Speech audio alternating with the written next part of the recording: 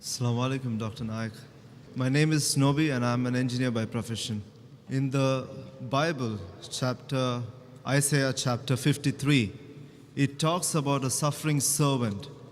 A servant who is suffering, who's oppressed, bruised, and who dies, who gives his life for sin of the people, of mankind. Could you please clarify who is the servant of God? Thank you. The brother has quoted a verse from the book of Isaiah saying that the messenger is going to come who's going to die for the suffering, etc., for the others. And there are many Christians who try and assume that this is the prophecy of Jesus Christ, peace be upon him.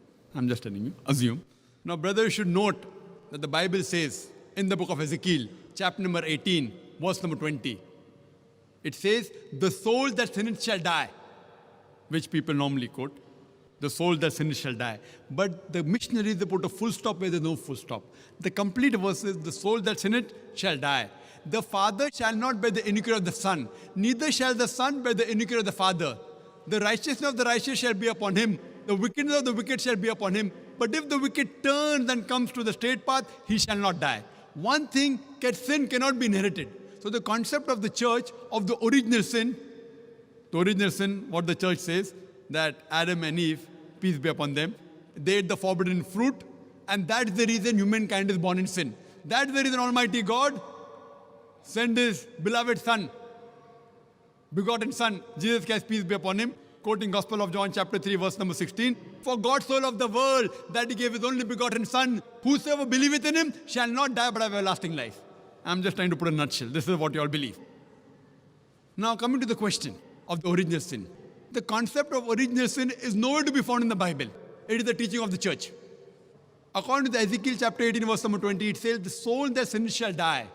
The father shall not bear the iniquity of the son, neither shall the son bear the iniquity of the father.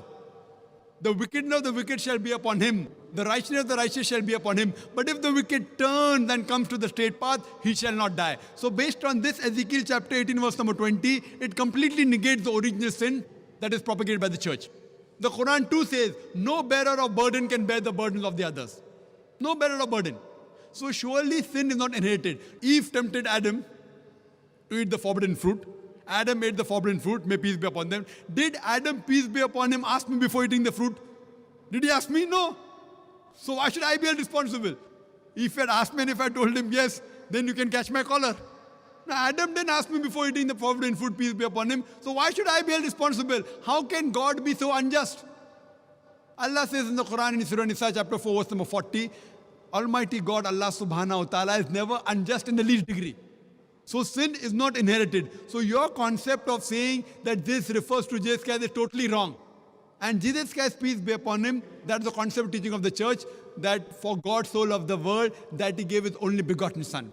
See, son, if you analyze in the Bible, Almighty God has got sons by the tons. It says Abraham was the son of God, Ephraim was son of God, Isaiah was son of God. As many people that are led by the Spirit of God are sons of God. So Bible has got sons by the ton. But the Christians say that no, Jesus Christ, peace be upon him, not normal son, he's the begotten son. Gospel of John, chapter number 3, verse number 16. For God so loved the world that He gave His only begotten Son. Whosoever believeth in Him shall not die but have everlasting life.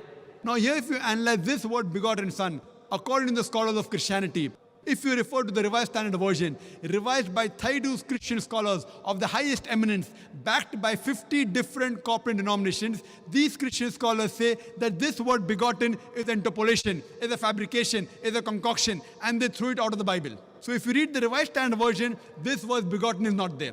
So we verily believe if son means a righteous person, then Jesus Christ, peace be upon him, surely was the Son of God. He was a righteous person, but He was not the begotten Son. And this concept of inheriting sin is nowhere to be found in the Bible. It's the teaching of the church. In fact, Bible negates this concept. So surely what you're trying to indicate to me that this prophecy of Isaiah, it doesn't. Yes, messengers have come. Most of the messengers, they suffered.